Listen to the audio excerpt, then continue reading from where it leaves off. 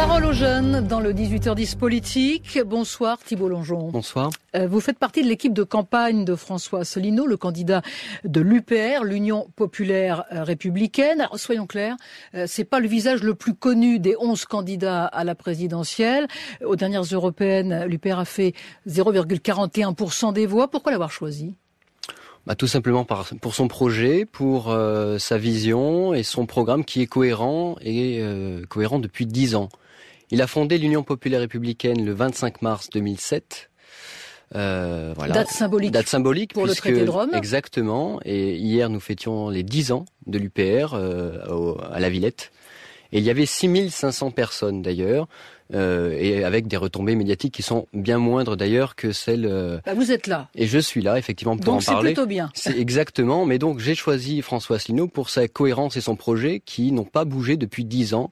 La sortie unilatérale et sereine de l'Union européenne, de l'euro et de l'OTAN, tout en ayant à soin d'avoir un rassemblement de tous les Français par-dessus le clivage droite-gauche. Alors François Asselineau dit volontiers qu'il veut sauver la France. C'est en quittant l'Union européenne qu'on sauve la France ?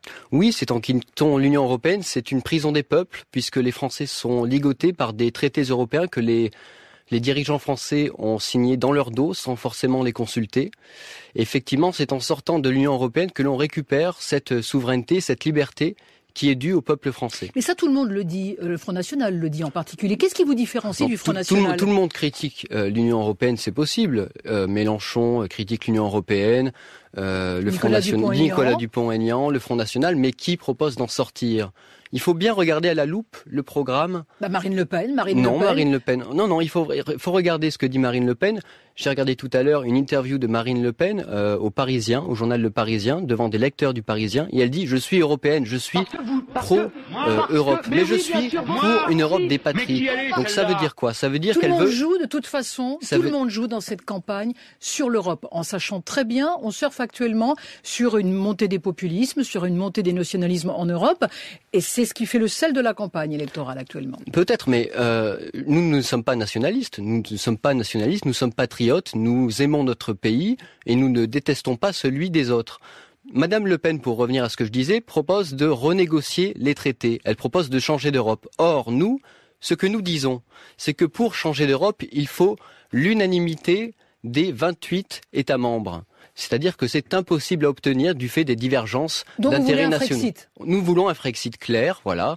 Monsieur Mélenchon propose également un plan A, puis un plan B. Personne ne comprend vraiment. Nous proposons quelque chose de clair, c'est inscrit. Depuis 10 ans, nous proposons la sortie de l'Union européenne, de l'euro, mais aussi de l'OTAN par le traité de l'Atlantique Nord, l'article 13. Alors justement, sur l'OTAN, il y a une solidarité actuellement entre les pays de l'OTAN. On en fait partie, c'est une force. Vous ne craignez pas de fragiliser la France en quittant l'OTAN ? Mais écoutez, la Suisse n'est pas membre de l'OTAN, elle n'est pas pour autant... vous voulez que la France devienne la Suisse ? Elle n'est pas pour autant fragilisée. Nous ne voulons pas que la France devienne la Suisse, nous voulons que la France devienne la France, comme c'était du temps de Charles de Gaulle. En parfaite autonomie et en parfaite indépendance. C'est-à-dire que, par exemple, vous avez des pays qui sont indépendants et qui ne sont pas dans l'OTAN. Alors pourquoi devrait-on être dans l'OTAN pour être indépendant ? Nous sommes en faveur d'une solidarité avec tous les pays du monde, sans forcément distinction de peuples torchons et de peuples serviettes. Vous ne trouvez pas qu'il est légitime d'intervenir en Syrie ou en Irak contre l'État islamique ? C'est des sujets sur lesquels il faut se pencher, bien entendu, mais lorsque l'OTAN et l'Occident financent des rebelles syriens, c'est davantage pour déstabiliser le régime de Bachar el-Assad que pour détruire l'État islamique. Il y a quand même un pays qui est dans votre ligne de mire, ce sont les États-Unis. En tout cas, l'Amérique d'Obama.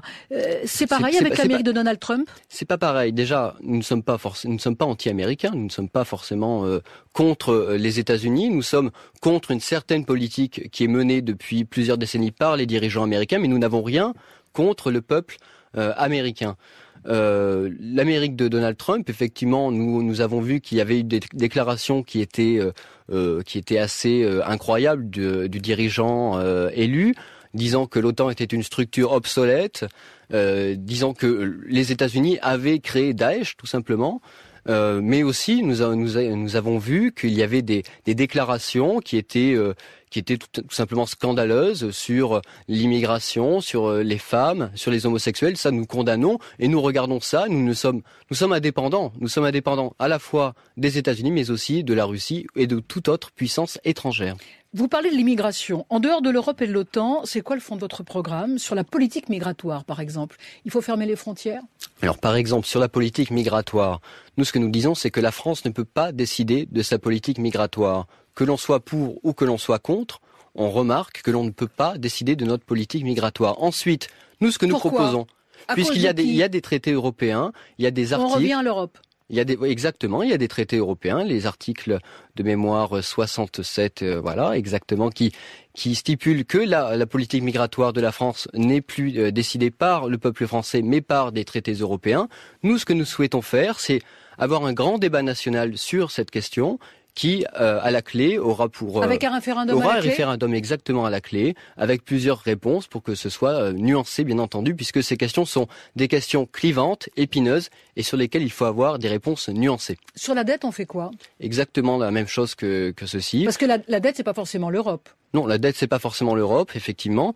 Mais nous, ce que nous proposons également, c'est d'avoir un audit de la dette, avec à la terme, encore une fois, un référendum à la clé, puisque cette dette qui a été contractée par les dirigeants, effectivement, il faut regarder un petit peu sous quelle forme de mécanisme elle a pu être contractée, et à l'issue d'une grande discussion de plusieurs semaines, de plusieurs mois, un référendum à la clé pour décider. Encore un référendum. Exactement, puisque c'est le but. Pardonnez-moi, comme en Suisse où on fait des... Alors ce ne sont pas des référendums là-bas, ce sont des votations. On prend le modèle suisse quand même un peu. On prend le sur la consultation populaire. Est-ce que c'est si grave? Est-ce que c'est si grave? Je parlais de Marine Le Pen tout à l'heure. En cas de la présence de Marine Le Pen au second tour face à Emmanuel Macron, face à François Fillon, Benoît Hamon ou Jean-Luc Mélenchon qui parle actuellement, vous ferez quoi? Écoutez, il faudrait à ce moment-là que Marine Le Pen ou que Jean-Luc Mélenchon ou que quelque autre candidat que ce soit propose ce que nous proposons. Ce n'est pas le cas. Donc, vraisemblablement, nous appellerons... Pas de consigne de vote? Pas de consigne de vote, absolument pas.